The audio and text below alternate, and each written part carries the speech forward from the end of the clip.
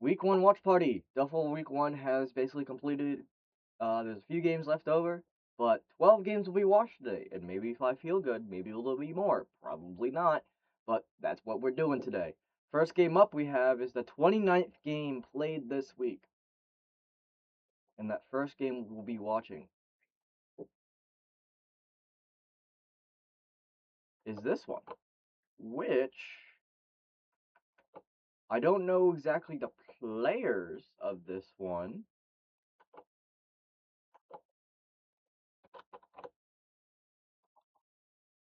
but I probably should have labeled it. Next time I'll This is probably great label what the game. games are of who divisions and who plays, but that's for next time, future reference. Um, if you know what the division is, good for you. If you're one of these players, ooh, we get to judge you. Um, but let's just begin and just start talking.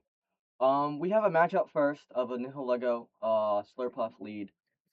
This person seems to have either like T-Spike's Nihilego lead, Rock Swampert.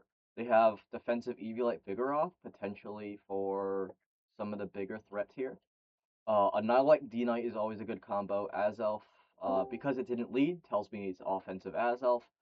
Slurpuff leading says it's Webs, and they probably are going for a mid-game, end-game of Gouging Fire or Heracross sweeping. But we see Sludge Wave Nihilego hit turn 1 as Yawn comes out from the Slurpuff. That accomplishes a double into Guaranteed Web somewhat, into Endeavor. So actually good value from the Slurpuff there. Getting up the webs and getting the damage off. We have Annihilate coming in on the webs. There is that Defiant boost. U-turn comes out feeding the Rage Fist. So now there's 100 base power, 2 times attack Rage Fist. Mega Heracross comes out with a 48% Shadow Claw. As a Z Annihilate with Z flying for exactly the Heracross comes out taking it out. We have Tauros coming in, Terra Normal, Zen Headbutt, being able to counter that Annihilate. I don't know if staying in was the good play there, but it did fulfill the role that it needed. Terra Fairy Draining Kiss does not get exactly the amount that you kind of really need for that, especially with how the frailty of Azelf works. D-Knight comes in with the Mega. Does it get paralyzed? It does not, as an Air Slash and not Hurricane is able to come out from that. We have Swampert coming in on the webs. Stone Edge, easily predicting the rock coverage.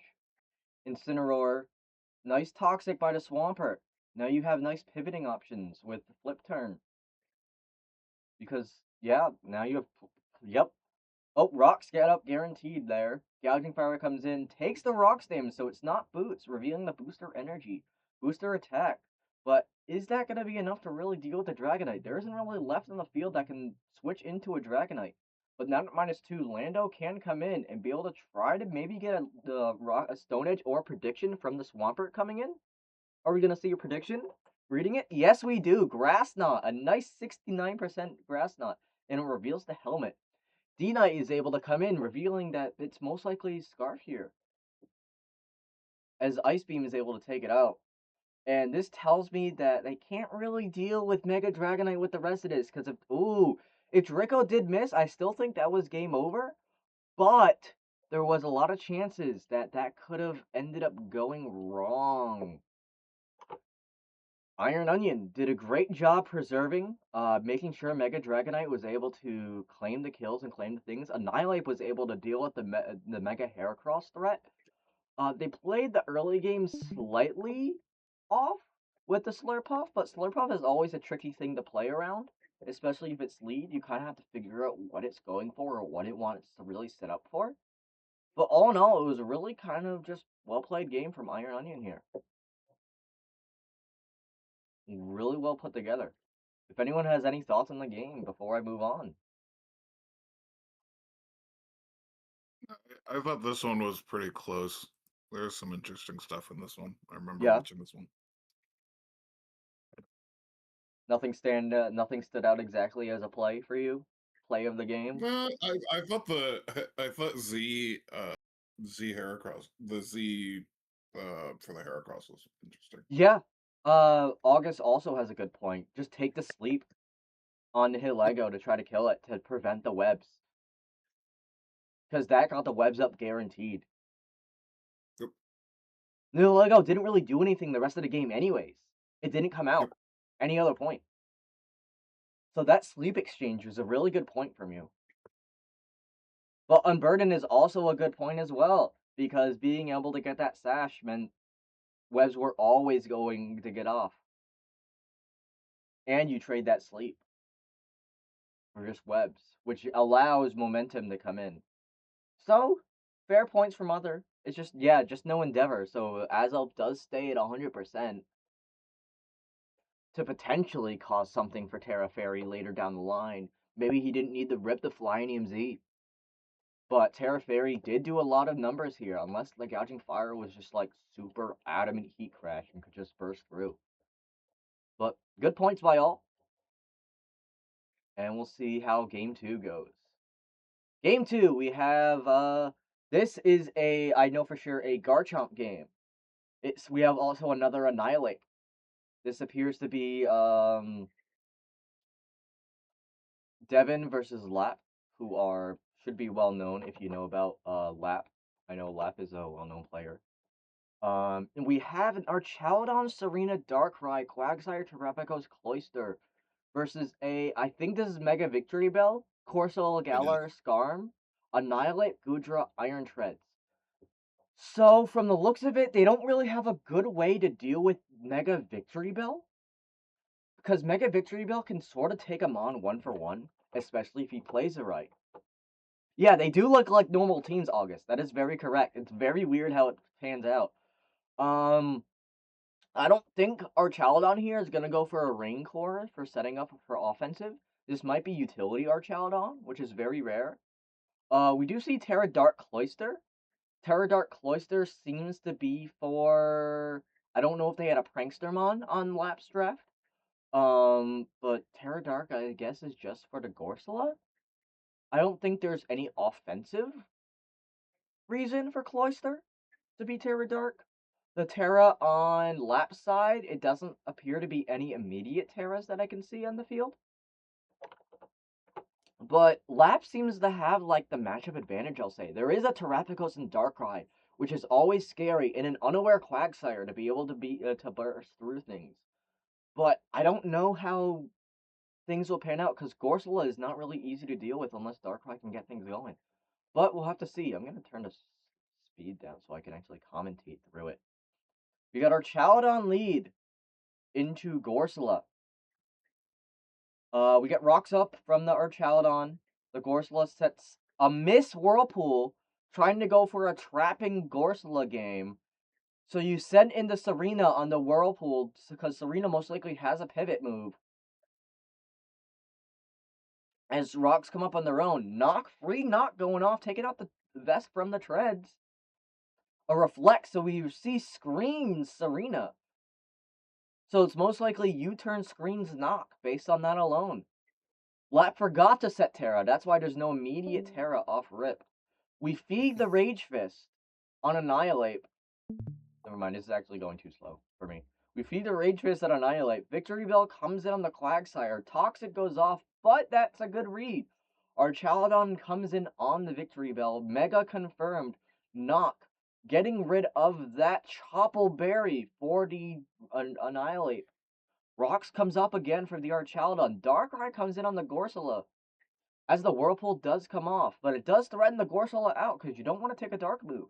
Gudra comes in, probably AV Spadef. Takes 51! That is Specs being able to take out the what would be Special Wall Gudra. Annihilate does come in, does not die to a Dark Pulse. So you get a free CC off of anything, and it does a 54. As revealed a Mirror Herb Annihilate for a Shell Smash Cloyster angle. Quagsire comes out, taking a CC from the Annihilate again. This tells me it might be Choice? No, I'm an idiot. It was Mirror Herb. I literally just said that. Scald comes out, does get the burn. Archaludon comes in on the burned Victory Bell. And Archaludon is running out a really good purpose here. Is it gonna die to Victory Bell this turn? It does, 10%. Mega Victory Bell is in a very good position here. Cloyster comes in on the Annihilate. Icicle Spear, feeding in the max power Rage Fist. Do you Terra Dark to... No, you don't Terra Dark, so that's a misplay by Devin there to not Terra Dark on the Rage Fist, but I don't think it mattered. Especially with the crit. Terroring there definitely did not matter. Gleam comes off on the Gorsula, disabled. Serena comes in. Whirlpool traps the Serena. Screens can come out again, or a pivot, or a knock. Depends on what is valued here. Screens come out. Light Screen comes in as Morning Sun heals the Mega Victory Bell. I don't think Devin has really anything to kill the Mega Victory Bell anymore. You have to get Terapagos or Darkrai up. But the policy gets knocked off. So that was an unexpected thing by them. Encore! Yo, the utility Mega Victory Bell. We have the full set there. That's a very annoying set. You stay in through the Encore turns as Whirlwind comes out. Wasting those screen turns, invaluable screen turns. Crit hitting down to Skarmory to sturdy. Toxic hitting off on the Darkrai. So now Darkrai is on a timer, which means things can stall it out. Darkrai is not a huge threat anymore. You can bring in what would be the AV treads to potentially take a hit and get a spin-off to get the hazards off the field. Mega Victory Bell comes back in as the recover comes off, which means these two are almost at a stalemate, but Giga Drain is always going to threaten it out. Serena, for now, sort of is a check to Mega Victory Bell, but is not walling it due to the knock and due to the Giga Drains being able to do things. That crit knock is probably dangerous because now, after rocks, Serena is not a check or can set really anything anymore. And the Morning Sun just comes back up. You get a Flamethrower doing 52, but I don't think that's enough. Flamethrower will probably kill this through, but does he sack it for innards out? No, he goes to the Gorsula, which is very reliable and could potentially get the Curse Body off. Gorsula gets the Whirlpool up on the Quagsire.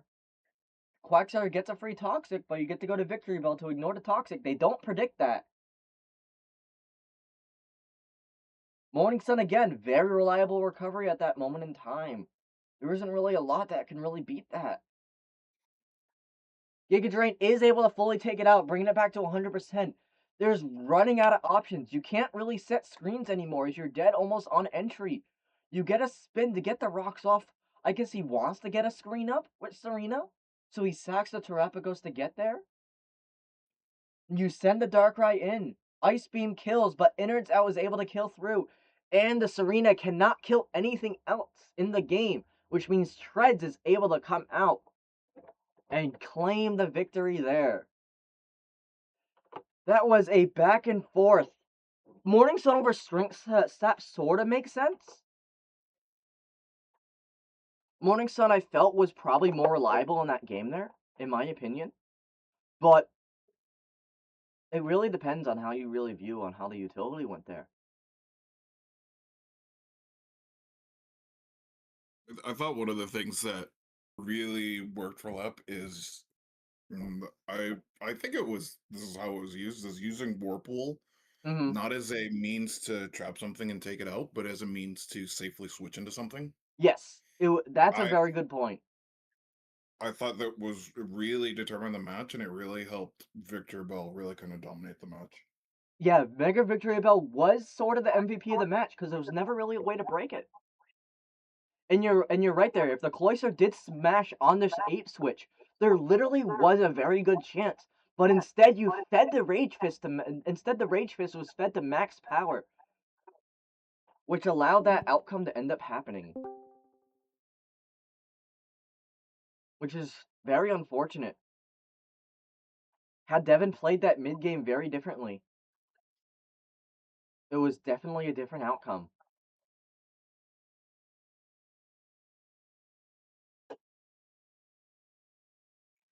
Any other comments? Any other statements about play of the game? What should have been done better? What potentially was the flaw? It was a Basque Legion on Lap's team, so that could have been the other reason for the Terra Dark. Yeah, that's a good point, Tara, as well. It also depends on the rosters that didn't come in the match. Mhm. But this sort of hindsight for Pokemon that didn't come. Yep. But anyways, I think that was a very decent back and forth match. It just fell into Lap's favor through the mid game, and Devin couldn't really do anything through that. Let's head into the third game. This is a Salamence game. Fraz and Dennis. Now Fraz here, it seems, has a Sun team. It appears to be a Sun team, I would assume. I could be wrong, but it's probably a Sun team. Um, we have Ninetales, which is very good, reliable Sunsetter in random draft. Gouging Fire Screamtail.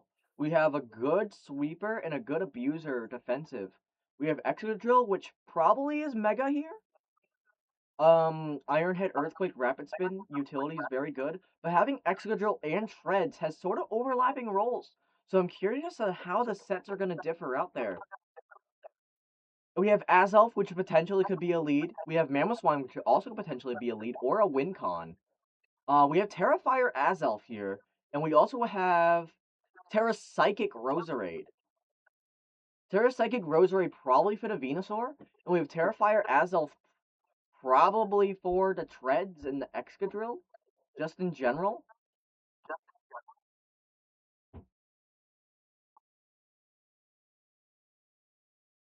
Yeah, that's exactly, yeah, Excadrill Volt Switch. Um, Dennis's game plan probably is something like Rock Polish Lando, or I think there's a Mega Venu there too. They could potentially try to abuse the fact that they have Sun and try to use that to sweep through. Since if it's just Venusaur without Megaing, it kind of just does break this draft, especially if you try to abuse it properly. But I don't really know what the game plan is here. We'll have to see how it goes. Treads lead, Mamoswine lead, Balloon makes the Mamoswine have to switch out, gets a knockoff on the leftovers Fortress, gets a Volt Switch, all the value from Treads at the first few turns, with a Drought getting set up and a Spikes on the field. Tornty comes in, takes a Fire Blast to the face for 42. Ninetales is piss weak. X-Drill comes in, not boots, probably Mega, gets Bleak Wind Stormed for 28. No speed drop. Mega is revealed. Heat Wave dies. Very, very fun turn. Okay. Screamtail comes in. Proto Speed. Lando comes in. Z Screamtail. Breakneck Blitz. Probably Boomburst coming off that Breakneck Blitz doing 65. Iron Treads comes back in. Balloon. You get a Heat Wave off, breaking the balloon, doing 70%. And a knock. I don't know if that's a really good trade. You can break the AV off, but there's really no special attackers that can really abuse that. Aside, I guess, from Ninetales, which does force the pivot now from U-turn. Azelf can come in, Terrafire. But it does take that. Nope, goodbye, Azelf. Mamoswine probably was the better switch there, especially if Thick Fat. Okay, Earth Power comes out 59. Torn comes in. Boomburst doing 33. That's not a lot of damage. Boomburst again. You take the trade for Bleak Wind. Potential miss. But Torn can just pivot and get that damage out. Potentially now Torn can pivot or knock to get rid of the boots. I don't know if that was a super good play. You didn't really need to knock there. You potentially could have come in and tried to revenge. But it's sort of Smart Strike is good prep by the Gouging Fire. But it's not enough for the Earthquake to take it out. Roserade comes in, dies to Earthquake, and it seems this Mamoswine is just gonna clean the endgame. Yeah. Ugh, that was sort of a rough one. Dennis was able to claim through. That was an unfortunate game for Fraz. They sort of just let their spinners go down. I don't know if Smart Strike does more than Heat Crash. If it's through Thick Fat, potentially not.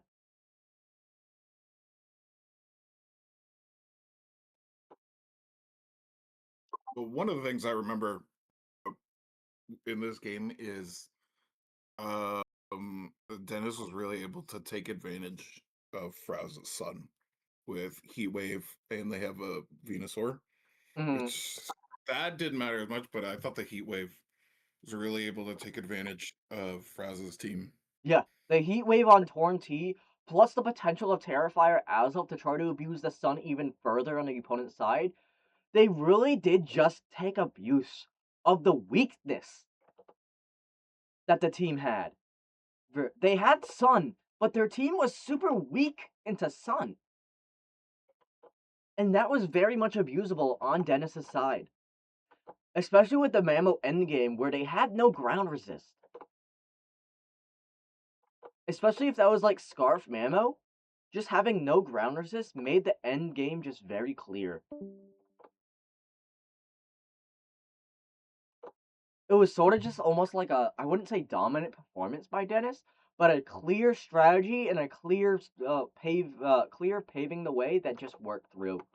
And Frazzle just couldn't do anything to really break through and sort of counter that. It's very unfortunate, but hopefully Fraz in week 2 and beyond, through transactions and trades, can sort of solve the weakness that they have of being weak to their own Sun. As that's a big part of random draft. Fraz's Blossom in the draft potentially could have gone hard too. The issue is, Torn drop kick the Excadrill to the curb. Yes, Excadrill is not really needed when you have an Iron Treads. It's just better Mega Excadrill. But I can see the reasons for having both. It just seems like a bit of a weakness for the draft. But let's move on to third game. I think, no. Is it third game? No, fourth. 32, fourth. We have Saki versus Steering. This is one of the first played games of the season. They played it, I think, like day 2, or like July 27th. They played it last week when the week started. From the looks of it, we have what Terra's do? Terra Ground on Cryogonal, which makes it immune to Jolteon. It Levitate also makes it immune to Earth Power from Ursaluna. We have Terra Water on Jolteon, which indirectly counters the Terra Ground on the Cryogonal, which is funny enough. But it seems like the game plan for Steering, with the last 3 months especially, is Trick Room either early or late game. And it seems for Saki, the game plan is just try to like speed through breaking. I think that's a Zard X. I could be wrong. I think Sandy Shocks is also Z, so it'll be interesting how Z is utilized here. But there is a lot of things that could go wrong for both players if things get played wrong. We have Charizard lead in the Reuniclus. Tinkaton comes in on the immediate Trick Room. That Cell immediately shows the strategy what they're going for. Rocks comes out. Cryogonal hits the field. Calm Mine Ursaluna Blood Moon is revealed. They double down on the Calm Mine. Freeze Dry doing 29%, pitiful amount, especially through leftovers. Blood Moon is able to do through Chill On 64, as you get another Freeze Dry going off as Trick Room ends. Tinkaton can come in on a Moonlight, so Ursaluna's back fully to full, but you get to Encore that Moonlight. The utility from Tinkaton is showing its weight, as you now get a free Gigaton Hammer doing 37 to Reuniclus, which is really nothing. You try to go for Rock Slide Flinch to remove the Trick Room threat, but no, and you get the Ursaluna back in, who takes the 39 for Gigaton Hammer. You just have to let the Tinkaton take that 91 and try to go to Encore on the Earth Power, which does allow Cryogonal to come in, but Steering is able to probably take advantage of that Cryogonal coming in. Yep, forces out. And the Crash comes in, getting rid of the Gengar immediately, but disabling the Crash. We have Iron Moth coming in on the double, revealing Boots. DD showing Zard X. Thunder Punch, crit 92. Discharge, does it get the para? It does not get the para, as Steering was trying to hope for there. Reuniclus comes in trying to get potentially another Trick Room up. And because it wasn't Flare Blitz, he does end up getting the Trick Room up. Because of Saki not wanting to have the recoil. Did that bite him in the butt? We see the Tinkaton sack through the Ursaluna. With one turn left, the Trick Room. The Earth Power, the Future Sight doesn't do anything. We have the Moonlight into the Freeze Dry doing 63 as the Trick Room goes away. We have Glass Reader coming in now, taking the Rock's damage, taking that also extra Freeze Dry chip, which is adding up, into Flash Cannon coverage, into Z Glass Reader, using that to take out the Cryogonal. I don't know if that was a really right Z rip that you could do there. You have now Sandy Shocks taking advantage, ripping the Glass Reader out as Jolteon comes in.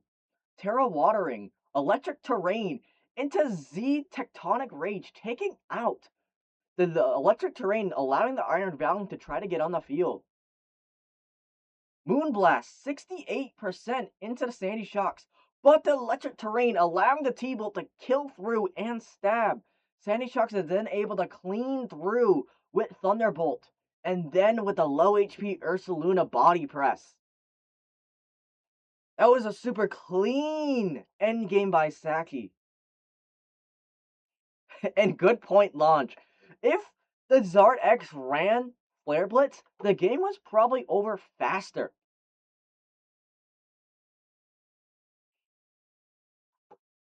But I think the issue that I don't know if steering made really any incorrect plays. I think it was just the overwhelming pressure from the support that Tinkaton and Cryogonal have. Just stop gapping the engine. I think that's one of the big things. The only thing, Yeah, good point, Ikta. The Chill and Cryogonal was able to go through with that. Yeah, if the Jolteon was Terra Blast Water. But I can understand wanting to set up Electric Terrain for a Valiant endgame. I just don't think Valiant had an endgame, especially with 100% HP Coco left on the field. And Ursaluna wouldn't be able to kill it because Coco probably had Grass Knot. Yes, that is also very true. If they killed the Cryogonal instead of Moonlighting, they would have been in a much better position. Yeah, if Ursaluna did also have Vacuum Wave, that potentially would have done something else there. But I can understand wanting CM Moonlight dual stab.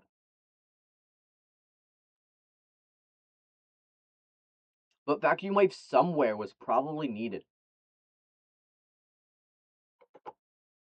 It was a clean game from both sides, but I just really think Saki's prep just outplayed steering through the endgame.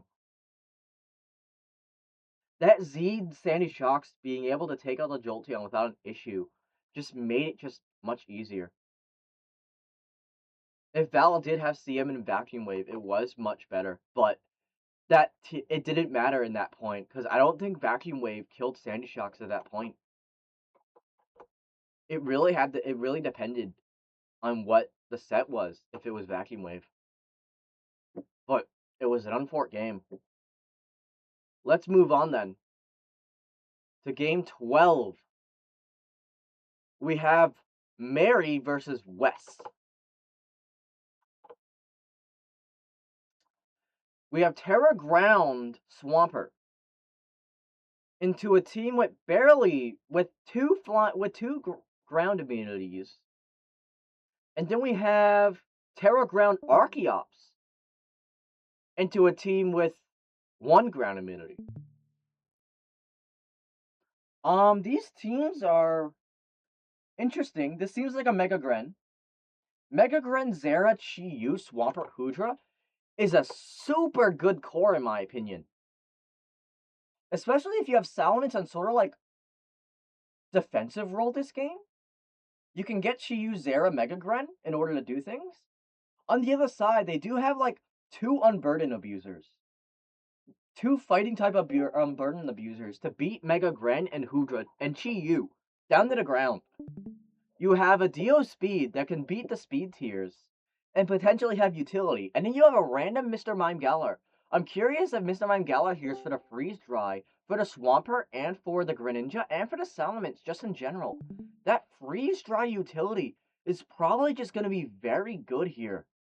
This is probably a Mega D-Knight though, actually, now that I think about it. Mega D-Knight does have a lot of good ways to win this game if played correctly. Mime Galar lead, Zera Aura. Knockoff probably coming out. Nope, Volt Switch. Hoodra coming in. Hitmonlee comes in again, doubling. Takes a Draco, 61%, but due to the natural spadef of Hitmonlee, it lives through. Fake out on Burden, going out here. Close combat on the Swampert. Still taking that helmet chip to try to chip down the Swampert for later. And you are able to trade Hitmonlee for Swampert. Was that a good play by West, sacking the Swampert here for utility? That's a question. We have Dio Speed over Zera, setting the rocks, Plasma Fist onto the Dio Speed, 75%.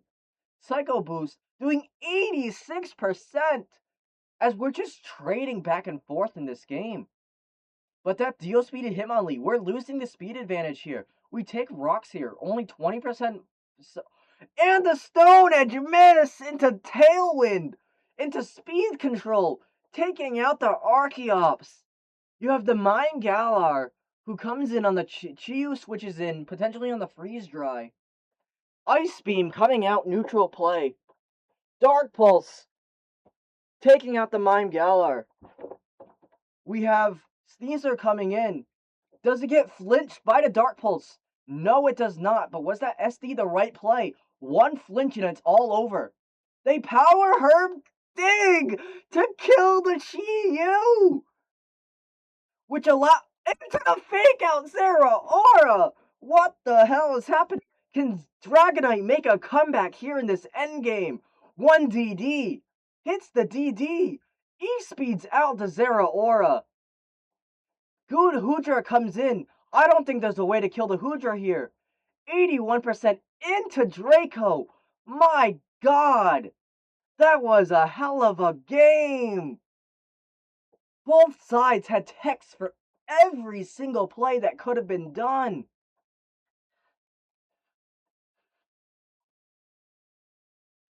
My god, there could have been so many plays of the game that could be handed out there. I don't know why it was Power Herb Dig either, but it did work out. One thing players should remember, we have gems legal. It's not just normal gem. We have many ways to proc on Burden in this league now. We have all the gems. We have Power Herb. We have Mirror Herb. We have the seeds. We have White Herb. Power Herb Dig is an insane prep. But it did work out. Just not to claim the win. Because West preserved the Hoodra, it was able to go through.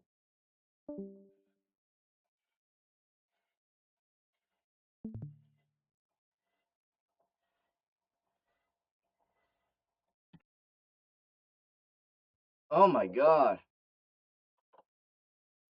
That's just nutty. And if this was Mega Grin, it didn't need to come out.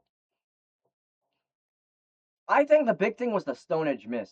If Stone Edge landed on the Salamence, that potentially was a different game.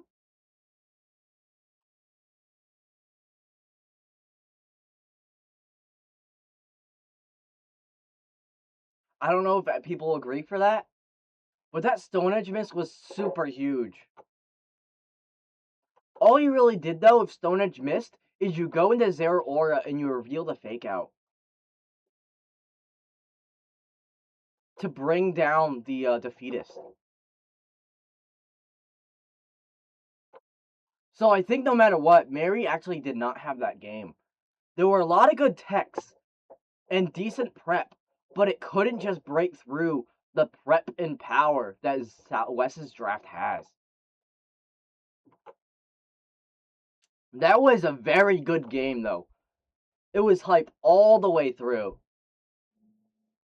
So far, it is game of the week from the 12 that I've seen, or from the current 12 that we'll be watching. But we'll see. We move on to 27 now. And we have this weird game. I think this is Salamence. This is Wax Nick versus Daddy Claude. We seem to have a Terror Rock Enam T, very much for the Skyman, very much for the Rotom Heat. And we have a Terra Fairy Pyukumuku. Terra Fairy Pyukumuku is pretty decent. Barb is Mega. Okay, that makes sense. And this is probably Mega Skarmory or Mega Sableye. I would assume Mega Sableye from the Pyukumuku Rotom Heat combination here. But it's random draft, so I won't know for sure. Trapping is not really reliable in this game. We have 3 Levitators and a Ghost type. So the purpose of Dugtrio here is very questionable. I don't know why I said Terra Dugtrio, but Dugtrio in general. I don't know what Dugtrio's role here is. Potentially trapping the Pyukumuku and the Iron Valiant, but Counter Pyukumuku can just kill the Dugtrio, and Iron Valiant can just 1v1 the Dugtrio. It is probably just to set rocks, but that seems like a waste of a roll, in my opinion. So I don't know. Let's play through and see. Skarmory lead, Zapdos lead. One thing I will say, they don't have a way to break Zapdos. They need to Toxic stall Zapdos out or have Valiant Moonblast spam. Otherwise, they don't have a way to break Zapdos on this team. Bax comes in. Pyukumuku comes in on the Bax. On a sub. There's a sub DD is revealed. Taunt comes out, preventing any further sub or DD. Glaveroach does 43 to the Pyukumuku. Icicle Crash does 14. Recover. Wow. Can't really break. There's the Toxic on Zapdos. That's the one thing that they needed. Rotom Heat comes in. Volt Switch. Excalibur. Pyukumuku. Glaive Rush doing another 41. Unaware is a hell of a drug. Terra Fairies now, so now it doesn't resist the Icicle Crash. Dugtrio comes in, takes a Toxic, but Pyukumuku is trapped. Sets rocks. Recover. Can they PP stall the Pyukumuku out? They double out. They counter. Honestly, if I were them, I would just spam Stealth Rock. You spam Stealth Rock until Toxic kills you. Dugtrio does not serve a purpose in this game. Being able to spam any kind of PP off of Pyukumuku and force it into any kind of loop probably was a better idea there. Dugtrio gets the Earthquake off. Dies to counter. Does not really fulfill any role. Like, oh my god, Z Crystal. Hold on. Oh, Pyukumuku goes down. But that's what I'm talking about. The Dugtrio. The Dugtrio. It did set rocks. But man, the ban. Moonblast. 51 to Celebi. Healing Wish. Moonblast. Enam comes out. Rotom Heat comes out. Agility. You gotta see the Terror Rock coming. You gotta expect it. You don't. You die. Okay. Okay. That's something people have to think about. When the Terror Captain hits the field and they set up a move, I know it might be a 50-50 for people playing, but you have to realize that a Terra Blast is coming out there with the Terra. Not that they could have really had a switch or anything to it, but something. Because Sableye dies. Skarmory comes in. Mystical Fire comes out. It dies. In the end, I guess it didn't really matter. Realistically speaking, if they knew or predicted. Because they just lost. But it's a hindsight thing for later games. But yeah, they should not have Mega'd. If they Mega'd and clicked a move that was like Encore or something,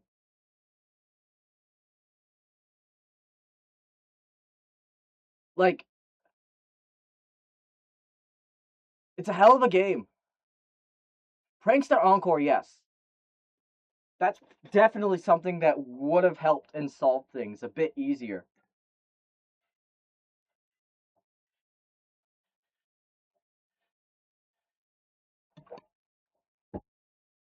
Yeah, just something.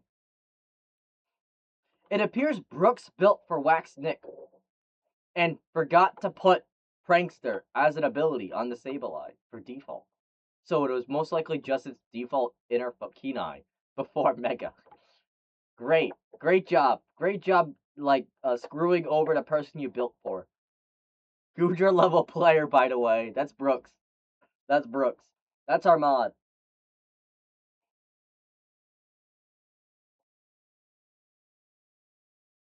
That's insane, Ikta.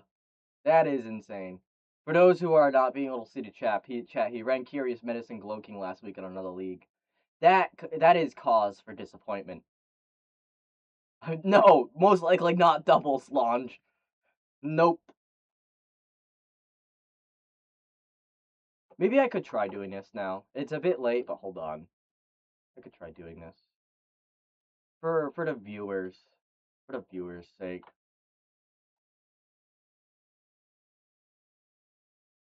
Ba ba ba ba ba ba.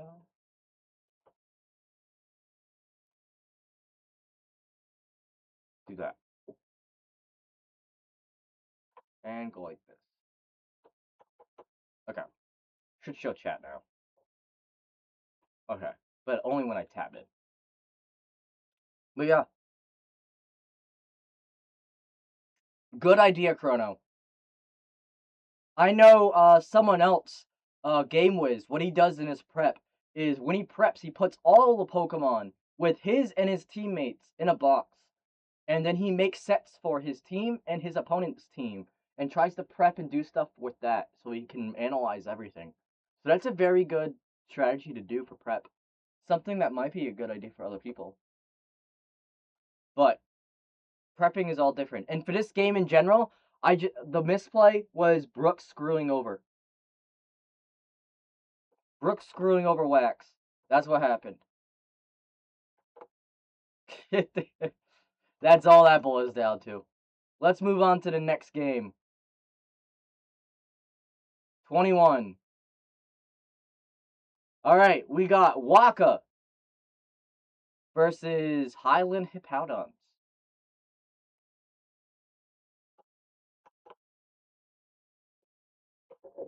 I think it does. Um,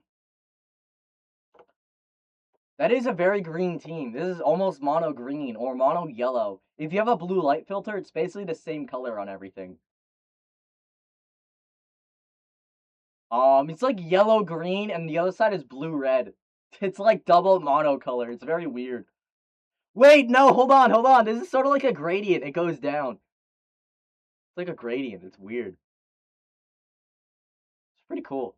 But anyways, we have a Terra Ground Virizion and a Terra Steel Araquanid with a no clear Terra on Waka's side. That is immediate to me. Strategy here appears to be Web's Araquanid into Haxorus Virizion endgame. This most likely is like Z Haxorus. And then this endgame is like hazard spam for Volcarona, I assume. Most likely. There's really no clear thing I can see. Runarigus appears to be the rock setter, most likely offensive Metagross. The question is, who wants to put bets that this is agility weakness policy Metagross?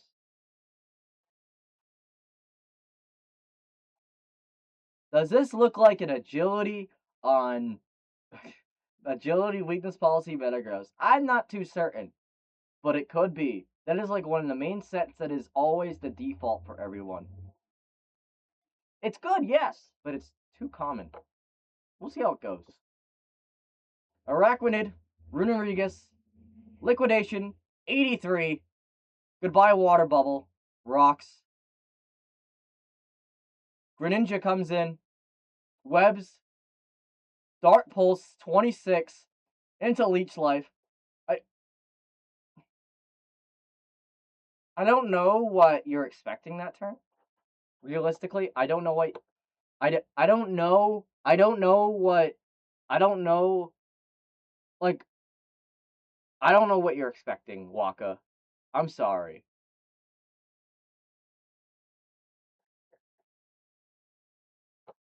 Like, Leech Life there. I don't know.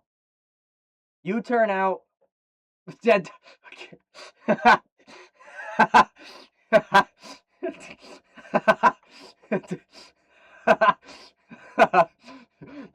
that was very funny. I'm sorry, Waka. I'm sorry, but that was funny.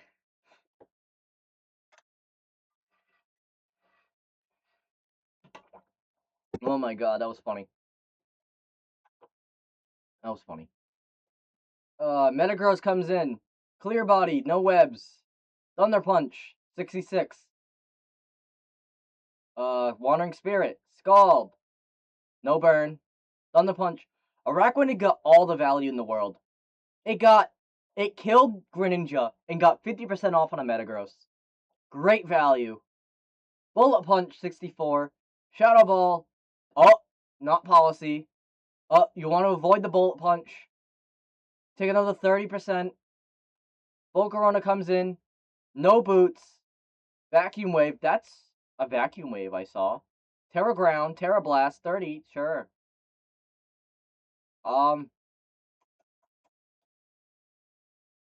Roar. I'm witnessing a Virizion set right here. Okay, yep. Wisp. But why? I guess Wisp is okay to make sense, but you're dead. Yeah, okay, I was waiting. I was hoping. A jetpack. I was hoping it would be a jetpack. This is an okay Virizion set. Does it make it look more than 3 points? No. If you're watching lap, no. Sorry. Fake out. I am going to rant for a sec. I'm going to rant. My least favorite Iron Hand set of all time is Fake Out. What does Fake Out Iron Hands do? Can someone tell me the purpose that you run Fake Out Iron Hands in singles?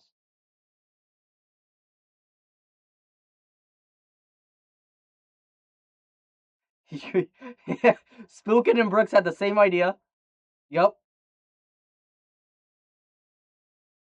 I guess it breaks Sash, yes. But you have to expect Sash and Prep, right?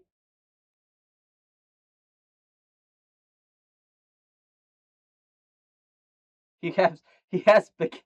Yeah.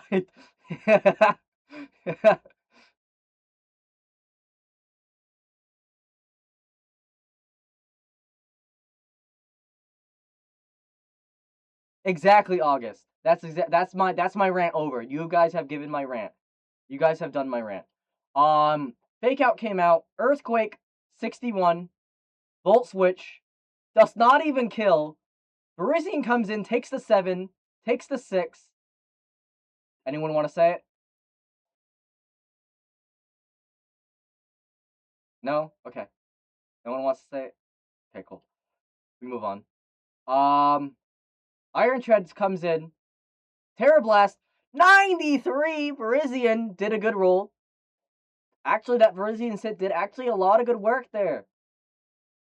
Virizion actually did good work. Psychic takes out the Treads. Waka brings in the Volcarona, gets T-Waved. That is a good T-Wave. Brings in the Haxorus. Earthquake does 42. Z is being ripped.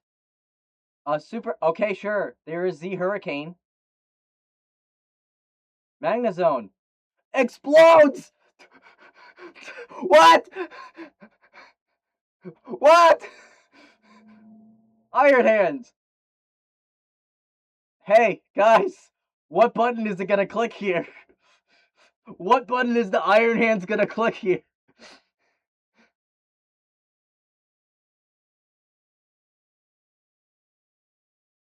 Fake out, get flame bodied? Do we think that's about to happen? Yeah. It's always protective pads, yes. Nah, let's see, let's see, let's see. It clicks the earthquake! They didn't click fake out! Oh my god, good job, good job. But does it die to Glimora now? To Mega Glim? Yes. Okay. Um, this was a game. This was a game of all time. I'm sorry, Waka, who is a fellow mod. Um, I'm sorry that you had to hear our words about the game. Yeah, result's probably the same. I don't really have major critiques for both sides because I'd be here and be watching the battle again for another 20 minutes. But just know the game could have been played better from both sides. It was a roller coaster. It was very much a roller coaster. I'm glad I decided to do these watch parties. It was a hell of a roller coaster.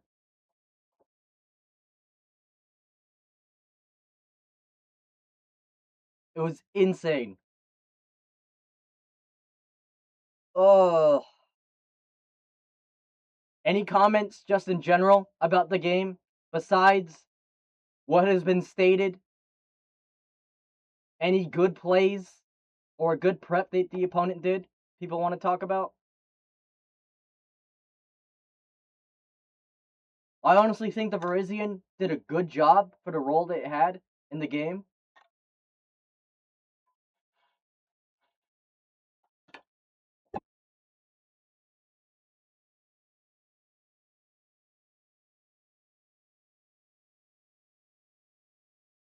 Yeah, I agree, Sacred. Okay. We move on now to 26, I think, right? Yep. And we have Rotom versus August. August, would you like to say anything about this game before we start? What your game plan was, what you wanted to do with prep.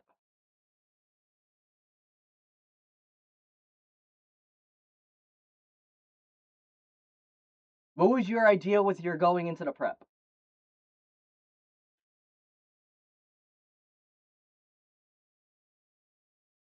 Glare and Willow as much as you could for Pult Hex endgame. And Toxic. I assume this is Megalade, right? Megalade, okay. Okay. At a basis, it seems that game plan is pretty decent. Titan, I will say, even though it is Terra here, sort of lacks a role. Just off a basis.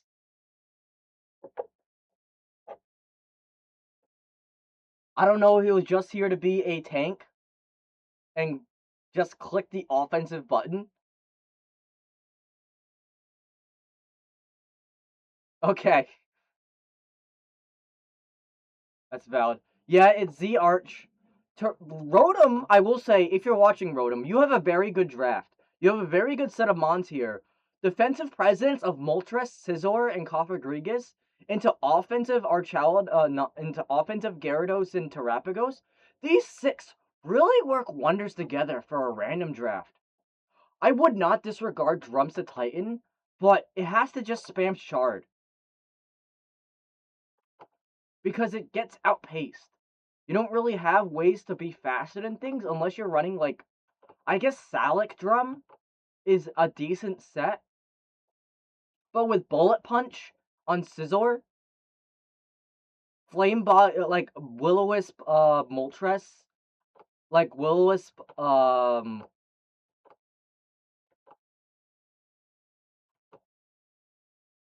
Utera Scizor. I don't think it's Terra Scizor. But Bullet Punch is still gonna do a lot of damage. Oh, Utera on Scizor? Still, I think Bullet Punch is still doing a lot of damage, even through like Belly Drum, and if you get the Salac Berry, like, you need to be low to get the Salac.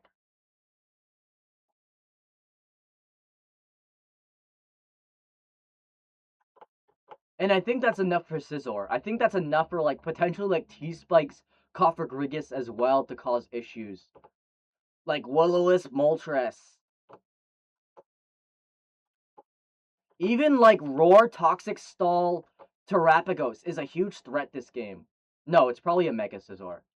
It's Terra Fairy uh uh Brain Gyarados for the Gallade and the Pult and the Mandibuzz. So we'll watch the game. We'll see how it goes. Archelodon lead, Superior. Draco off rip 68%. Glare. Glare achieved. Scizor comes in. Synth. You probably want to go for another Glare again as your game plan. No, you go Mandy. Moltres comes in. U-turn. Scizor comes in.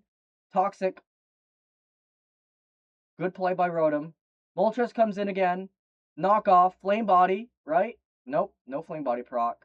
Leftovers. Hurricane, 38. No confusion. U-turn Flame Body. There it is. Gallade.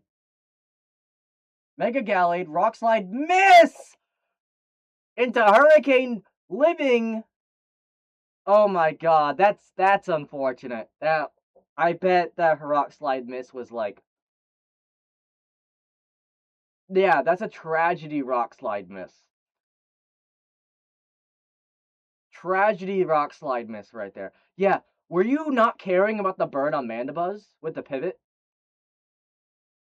Was that not something you were concerned about?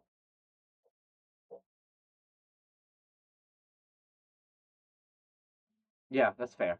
That's valid to not care.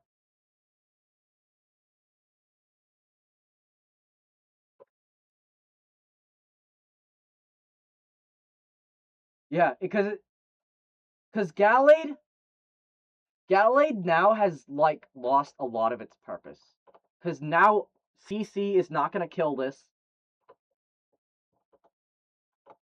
and it's gonna die to any given move, especially when a hazard comes out. It's gonna be pretty dangerous. You go Rock Slide, 13 stamina. Cofagrigus comes in on a CC, and then Mandibuzz comes in, Shadow Ball.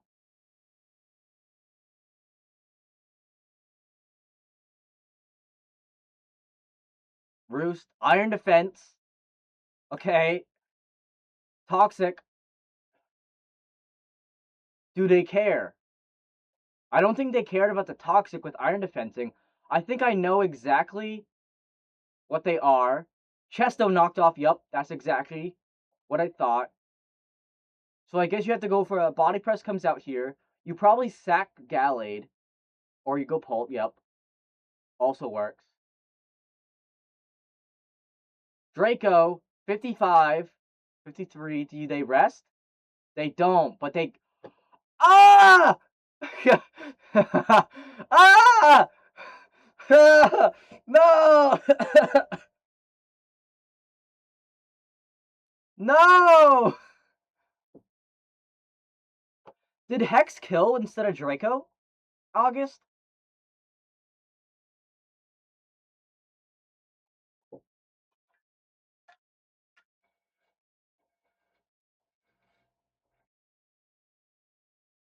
Ah. I don't know if they ever go to rap there. Honestly?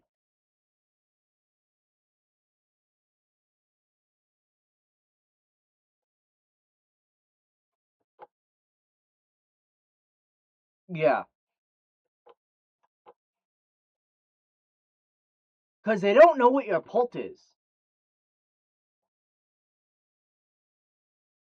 Yeah, that's a true Icta. You literally get rid of the +6 prep, and if you set up a hazard, it's just a dead mon. It would be at that point in that scenario. I think Hex was always the right play.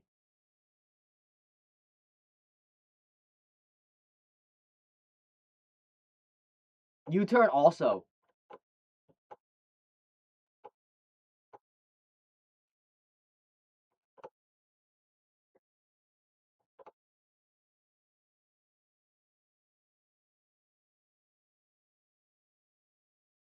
Like, there's just a lot of variables that probably went into this turn. We'll talk about it more. It was obviously rest the moment he clicked Iron Defense on the Mandibuzz. I will say August. The moment he clicked Iron Defense on the already revealed Toxic Mandibuzz, it was rest.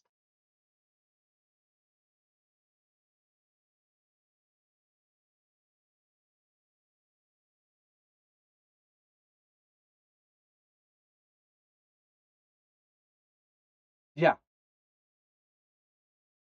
which is valid.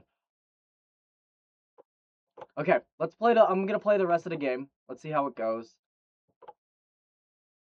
Holt dies, Coffin dies, trade for trade.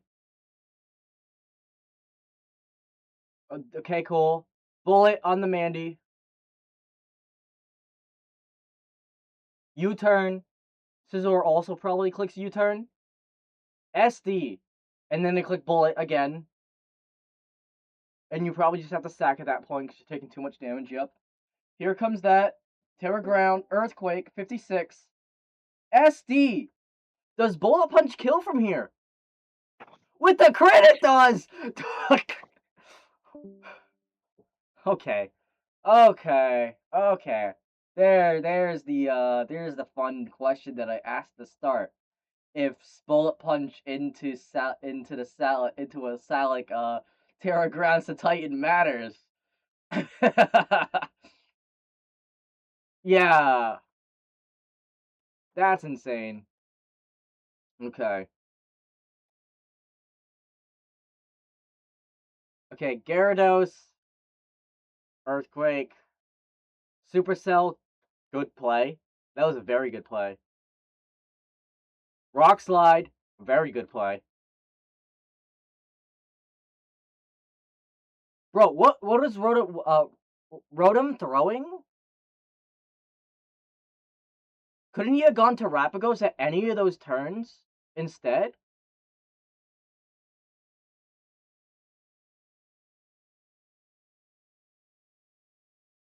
Like instead, like sure, you can go. I guess you don't want to go to Raps here because you just die. But you could go Archaludon potentially. I don't know. I feel like there was a better angle.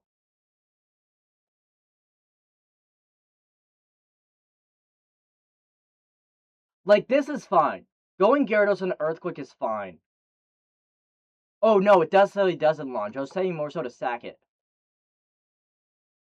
But like this turn is fine. Launch, I don't. Was Supercell obvious? Do we think a Supercell is obvious as a press here?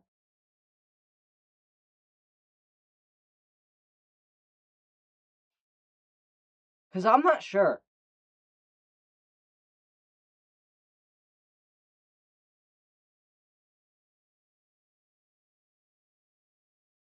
Okay. If we think it was obvious, then you always have to double again. You double again into our Chaladon. You sack it to Earthquake. They probably should have Terra 2, yes.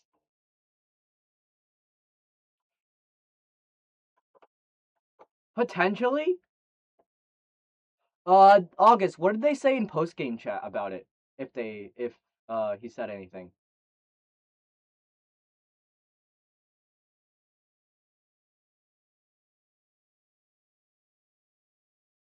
If you remember, it's fine if you don't. You don't have to go back and look.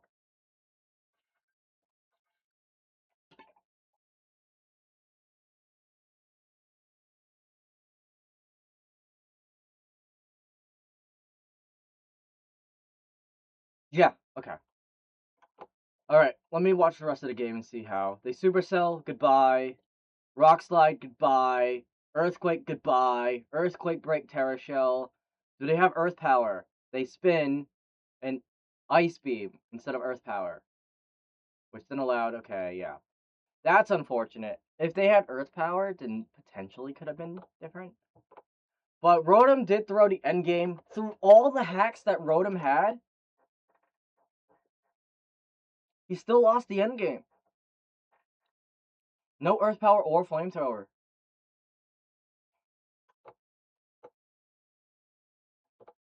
Like, it wasn't a deserved win from Rotom, even if Rotom did win. But it was Moxie, yeah, it was Moxie Gyarados with Terra. Most Gyarados are always going to be Moxie with Terra. Unless they go Intimidate for some kind of other role.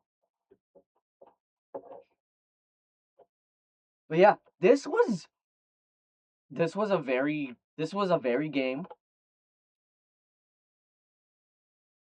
Um Interesting for sure.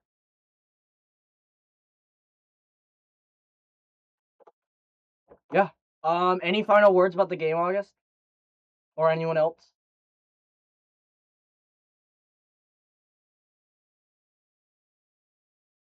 Weird one, for sure, yes. Alright. We move on to 19 now. 19 as I wait. That is a Prinplup. You are very right. Yeah, agree, August. There is a Prinplup on this field. It's Ender.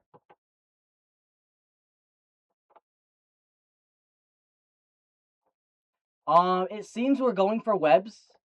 Webs, Mega Maw, Dango, Drill breaking. And then we have Mega Blastoise. Just offense. This seems like bulky balance, not bulky offense, but balance offense, it seems on the side. Is it? I don't know. I haven't seen the game.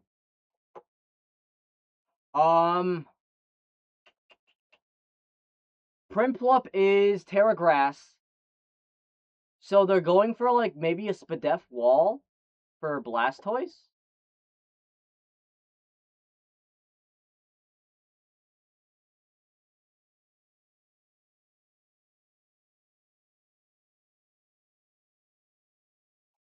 I think that's what the Prinplup is for. Well, let's see. Let's see how it goes. Mawile lead, Coco lead. Slowbro, Exca, Vikavolt, Scald, Burn? No. Coco, T-Bolt. Ah! That is Specs Coco, even through crit. That is for sure Specs Vikavolt, not Coco. 37 yet at Specs Vikavolt. My god. Coco. Slowbro comes in. Helmet. Okay, so I assume this is the game where it doesn't Mega. Okay, it Mega now. Play Rough, 54.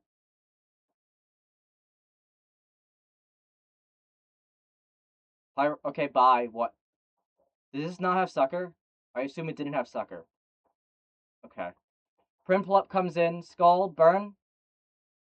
No burn on the Ferrothorn. Scald, burn. Nope. Eviolite gone. So now it's not super walled. It's not a super check. There's the burn they were looking for. Leech Seed missed. That's good for them. They can Terra Grass now, potentially, to avoid the Leech Seed. Did they want I can understand. I don't know. I can understand, but no. I would go Dango. Ah! Why did you go Dango and any of those turns?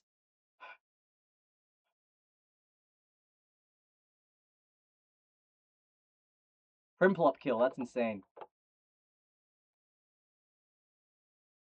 50. Blastoise. Toxic on the Stoise.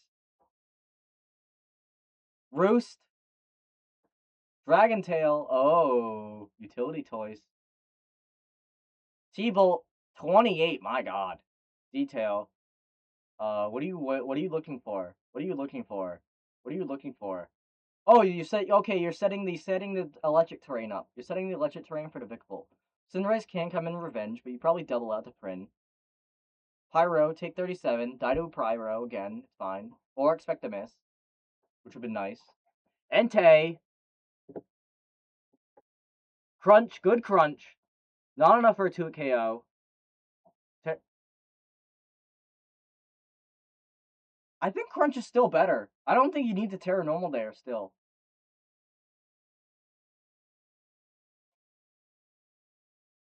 Crunch and Speed just do the same thing, and you'd rather use the Crunch PP. Para, nice. Pyro, nice. Goodbye. Crit. Didn't matter. Z. Tectonic. 60. That 60% does not matter. Yeah. SD. Scald. Burn. No, no burn. Earthquake. 66. Scald. Burn.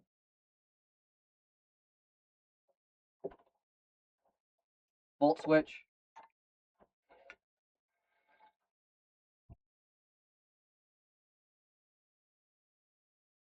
Crit. Oh, that crit mattered. Man, that crit really sold the. Oh, that's funny. That crit on Cinderace. My God. And the salt in the wound. Okay. I think Apple had it if the crit did not hit the Cinderace.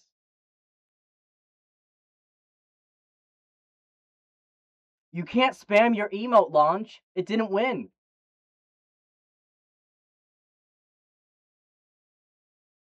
That's so sad. But I think this was honestly an average game. I don't really have critiques. Both sides played it okay, fairly okay. There was good prep from both sides. I think Apple misplayed it the most. Even though they kind of would have won, they misplayed it the most, letting Vikavolt do all the damage that it did.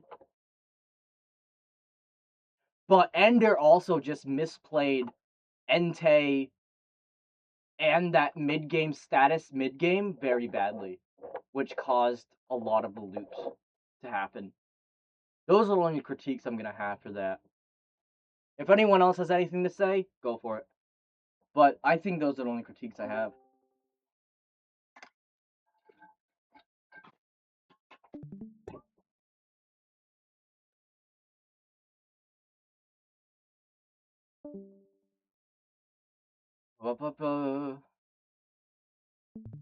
Goodbye.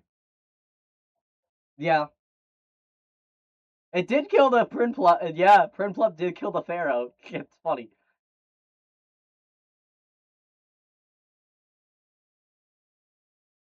Scarface? Yeah.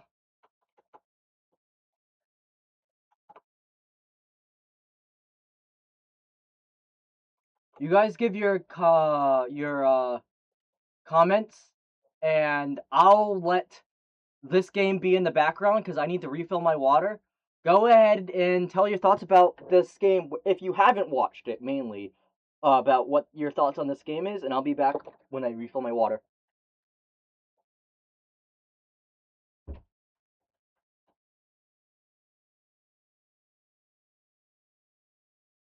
Did he like not play the game?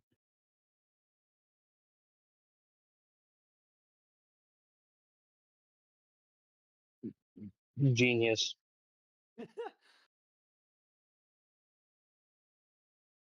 Dormanaton goes insane.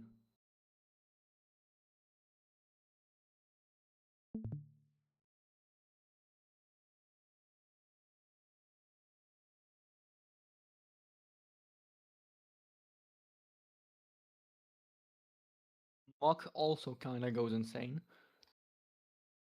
Yeah, there's like no muck switch in. Scizor is your Muck switch in, but like Fire Punch is such an easy tech.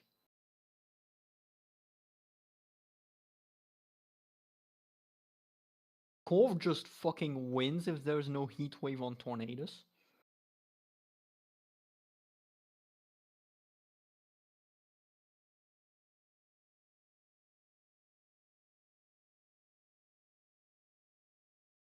Beanie is also low-key forced to check both Darmanitan and Kakavo too, so it's like it's this match is pretty ass.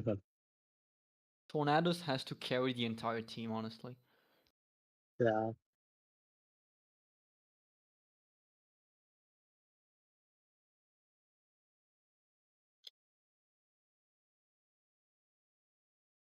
I mean, okay, like, think about it. Nasty plot Tornadus behind Veil. If there's no T-Wave on the Grimmsnarl, that could work. Or if you prepped Lum.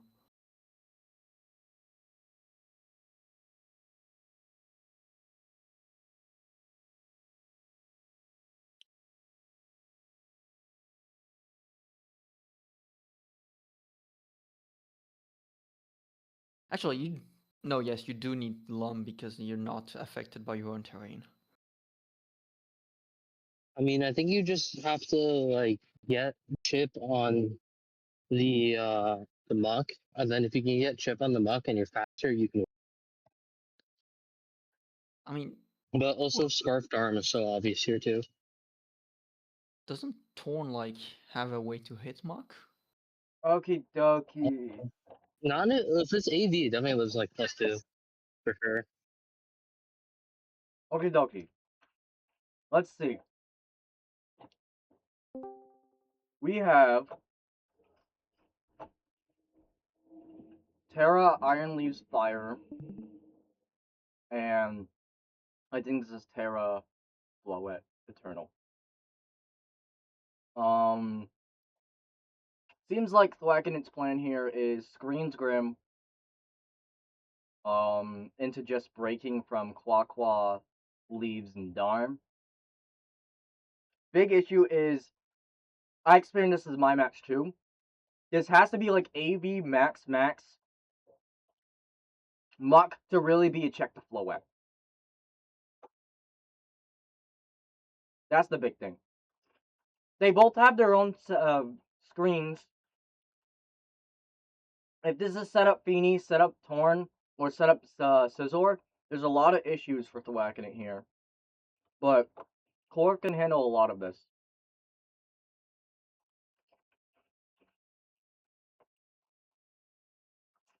Yeah.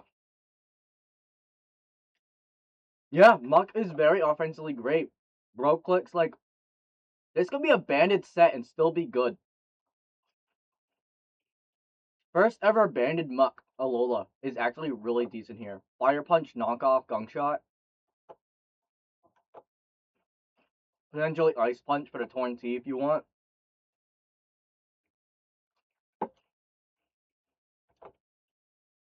But based on this role composition, I think it is defensive because otherwise, where's the Fairy Resist? Where's, like, if it's Hidden Power Fire, it also slams Corv. There isn't a Floette Eternal really switching, especially if Torn T and Feeny break Corv. There's a lot of things that can go wrong here for either side. All right, Grim and the Ninetales. They don't get the screens. Okay, Parting Shot. Veil. Nasty Plot. Okay, offensive Ninetales. Rock Tomb. We see for some reason. Blizzard 28. Poison Jab. Just the poison. This seems very defensive. Muck then. Poison Jab. Not much value really gotten there. Floette Eternal comes in. This comes in Terra Fairy. Light of Ruin. 38. It's a check. It's a check, but it's not like a full answer. Especially Terra Fairy. Scizor Roost. Taunt. CC for 30 for some reason. Brave Bird. Crit 44. U-turn. Heal speed. Grimmsnarl comes in. T-Bolt. Z Grimmsnarl. Z Parting Shot. Gets the Muck all the way back. Yeah, Brave Bird is a bit too greedy, but getting the chip on Mega Scizor is really nice, especially if it forces Roost. Rock Tomb. Fire Punch. Okay, I assume the reason for the Rock Tomb is so Muck could be faster than Mega Scizor. That's the reason. Yeah, Z Parting Shot is a great. One of the greatest tools you can have in random draft. Moonblast. Poison Jab, 62. Torn. Poison Jab, 48. U-turn, Fluet. Oh. Huh? Huh? Huh? Huh? Okay. But yeah, Muck offensively would have honestly just won. Like Banded Poison Jab, Banded Gunk, just won from here.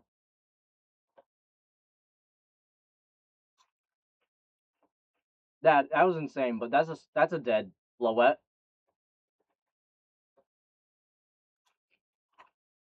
Clockwa, bye. I think he was oh, he stacked out on purpose, I think. I don't think that was a yeah, eval was very good too. I think the Quaquaw stack was on purpose to get in Darm. Yep. A little bit. Goodbye. Dio speed instead of Feeny for some reason.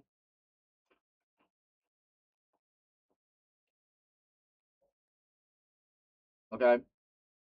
Iron Leaves. Booster attack, not speed. It Psycho boosted, predicting Terra. And then died. And then died. Okay. That was a game. That was certainly a game. I think that was dominant for Thwack in it. Game Wiz. I think Shazboy, who is Marcus Hollywood here, did not really do the best they could have.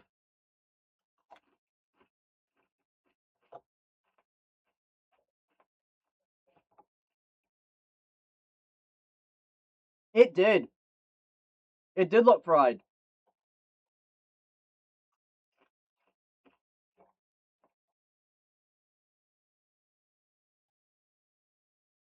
Yep. Yeah. That's the big issue. That's why they had to go like CC Scizor. They probably had Focus Blast on Torn T and Dio Speed potentially as well. But they never really got a chance to click things. I just think it was not really prepped or played well from Shazboy, unfortunately. They could have done a lot better.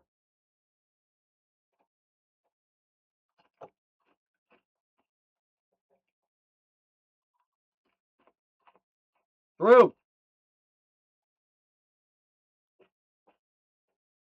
So true.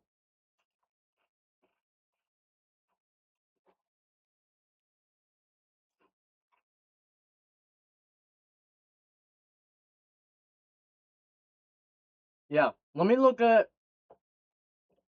bring up the pocket and see what Shazboy's current draft is. I don't know if he did any transactions. But I know Braylon wasn't here last time.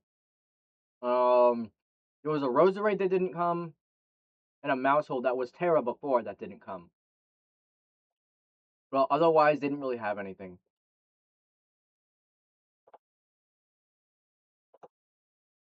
So, yeah. They just had to prep better. And play better.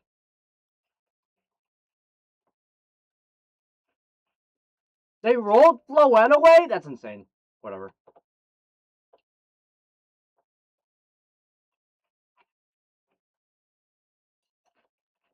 Yeah. Anyways, great from Wiz. Great plays. Muck was the all-star.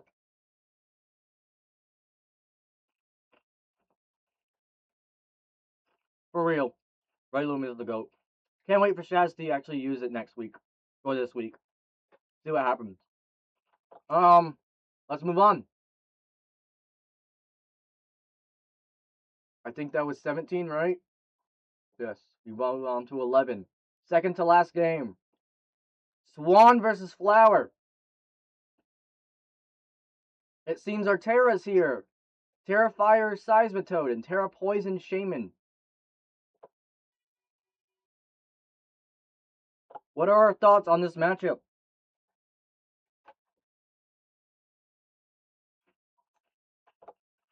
Yeah, that's not a Megamoth. That's weird.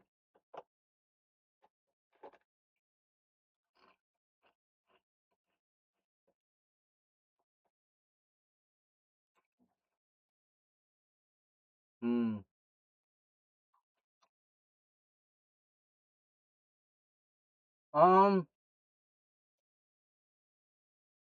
Is this Zard X or Zard Y on Flower? X, okay. Let's see. This is a pretty standard team versus a pretty standard team. Brooks is right. Yes, I'm gonna be making a video off and posting it on YouTube. These will be posted on YouTube and uploaded. Yeah. This seems like a balanced team. This seems like we need Zardex to win team. So let's see how it goes.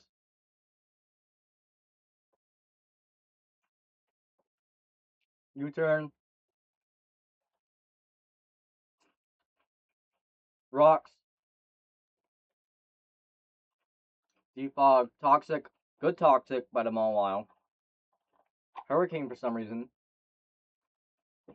Tom Pass. We gained the evasion debuff. Cornerstone. Volt switch. Mawile is back. Mawile is actually a really decent corner pawn check. Knock off. Get off this choice scarf. Make it rain. Mawile did a good job. But now there's no corner pawn check. Seed Flare, 17, spit F drop. Seismitoad comes in. Rotom Wash. Wisp. Oh, that's unfortunate. The amount of times that I see a status on a Pokemon when they can Terra into the type to be immune to the status is quite a number of times already this season, it feels like. It's very funny. Good job, Flower.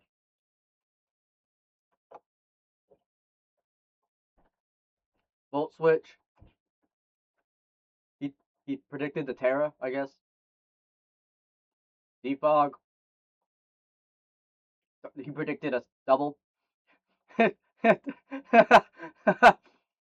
Pain split. Rocks.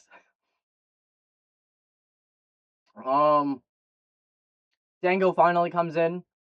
Defog blocked. Shaman. Shadow Ball to 30. Zapdos. Earth Power.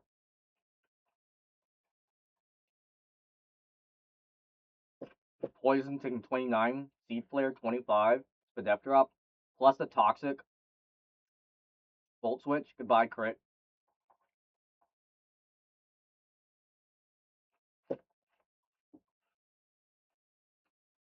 Okay.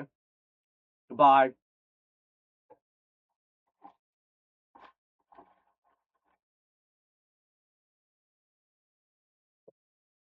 DD, Poco, Roost, Mega, Flare Blitz. There's someone who isn't afraid to blitz their Flare.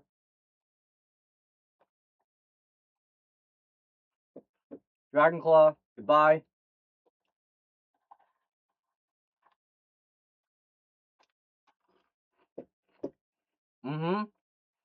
That appears to be the game. Dominant performance by you, Flower. Dominant performance.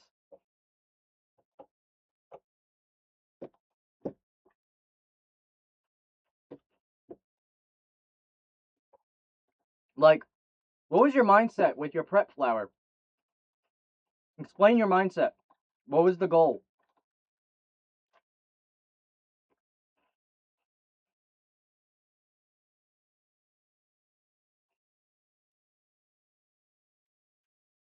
Yes, I know that, but... And that worked out for you. That worked out heavily for you.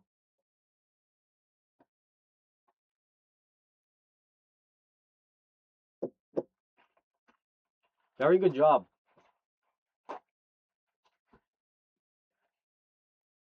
Combine Clef is very good in the back. It would also probably have been good to just be a Life Orb Magic Guard spammer, move spammer. You didn't need Utility Clef anyways, so yeah.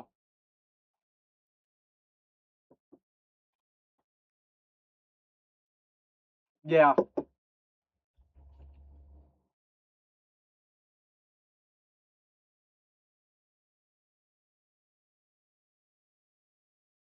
I don't know if it would have lived.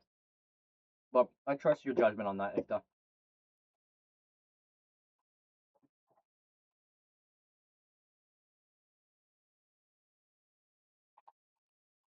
AV Shaman, that's insane. I don't know if that's the right play, but I understand it.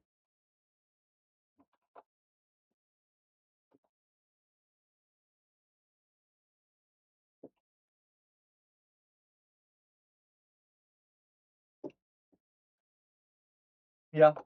Flower did a good job utilizing the plan to perfection. Getting the Toxic on Wash Tom and chipping it all the way down so that nothing stopped the Zardex.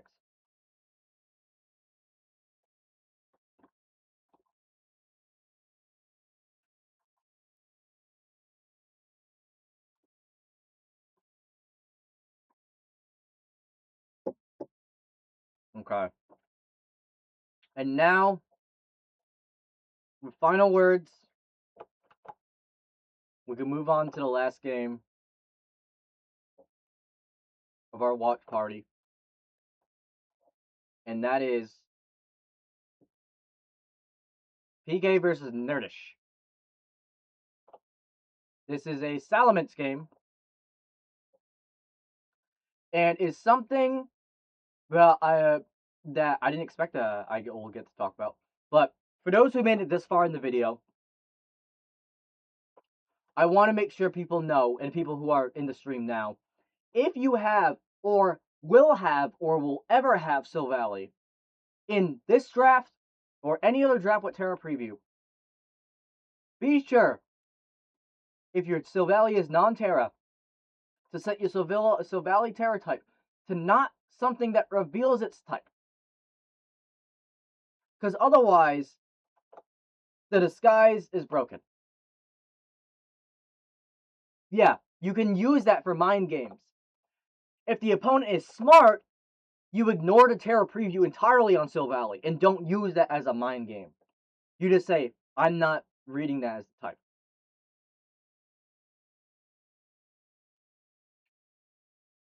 It'd be funny if I was getting tricked on replay right now, yeah.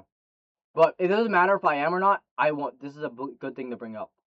This is also Terra Steel Grimmsnarl, Terra Poison Cursula.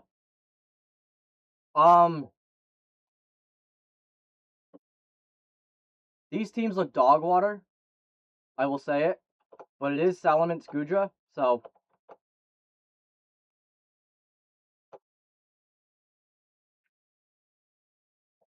I don't really like either of these teams. They don't really do much. But let us begin the last game of the watch party. And see how it goes. Grimmsnarl lead on Nidoking. Grimmsnarl sets a light screen. Who saw that coming? Reflect sets a reflect. Who saw that coming? Dies. Who saw that coming? Kangaskhan. Iron Thorns. Mega. Earthquake. 85. Dead. Okay. Yep. Sure. Cursula. Earthquake. 55. Yep. Chip. Burn. Does it kill? Nope. And we get the Strength Sap. Back up to full. Kangaskhan is now useless. Rocks. Victini. Terapagos. Coming on a ZV Create. 43! That's insane. And then die. Good job, Terapagos. You did a good job. Nidoking. Komodo. Earth Power. And then, goodbye Komodo, screens are gone, you sack it, sure. Because you literally don't have a switch into Earth Power. Earth Power is, there's literally zero switching. You have no ground resist. Darmgalar. Earthquake.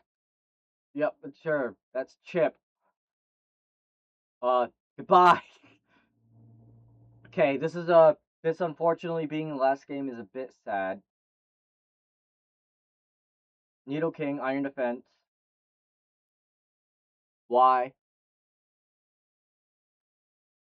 Uh-huh. Yep. Okay, Sharpedo comes in. Bolt Strike. That's a good read. That's a good read. We're seeing a read. So Valley Steel. Earthquake. Okay, yep.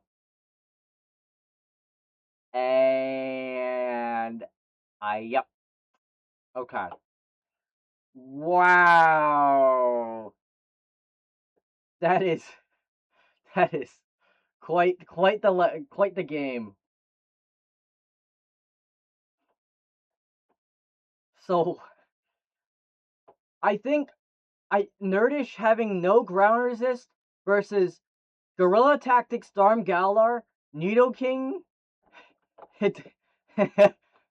I wouldn't be surprised if every single one of these Pokemon had ground coverage in their move pool or moveset.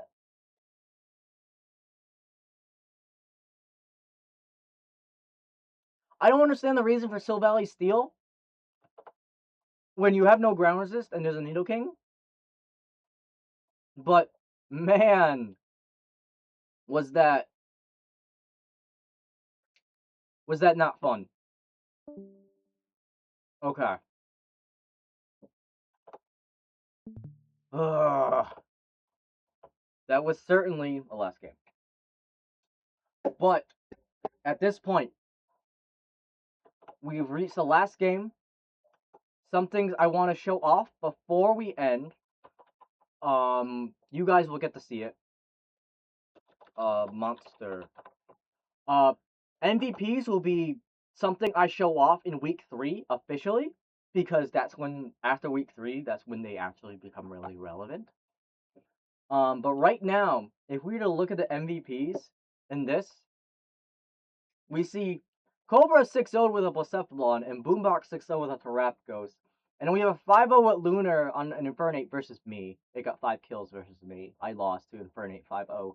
I got 6-0'd, but that's besides the point. And we see some other things. Everything really is not super relevant at the moment here. And if we look at Pocket, we have a 5-0 Haxorus, a 5-0 Enamteeve, and we saw that game where that came from. And we have a 4-0 from Grape with Mega Excadrill. A lot of clean houses here. All these people clean houses. We saw this one. We saw Treads clean. We saw Laps clean. Quite a few things we've seen. Pikachu starter, yeah. That's going to be a menace. Not with Terra, at least. No Terra. I will most likely, potentially, be making a combined season 12 MVP separate sheet where it has all the divisions together and sorted out and see how that goes, but don't hold your breath on that. But if there's anything anyone wants to say before watch party is wrapped up, any statement, any questions about the season as a whole, anything about the games, anything for just to wrap things up, let me know.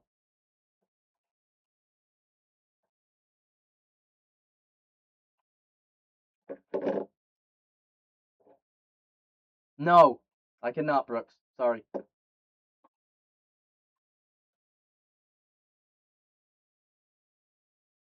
No, shut up. Go back to work.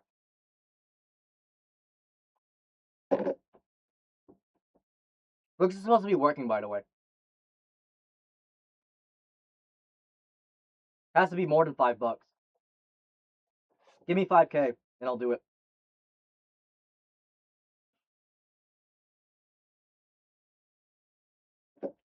Okay, CG. Okay.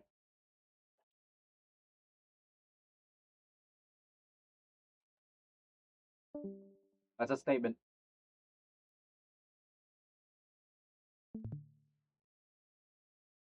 But yeah, Z SAS moves go off their accuracy. So do regular Z moves.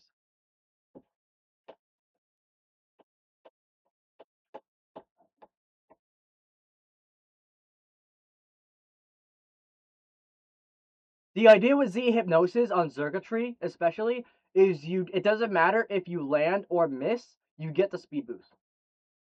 And if it goes to sleep, then you have more setup chances.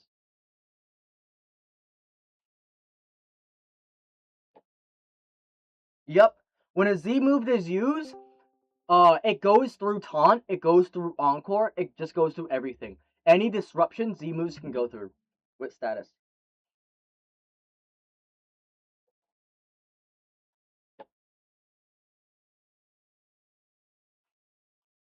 Yeah, that's right. I was thinking about something else with Z moves there.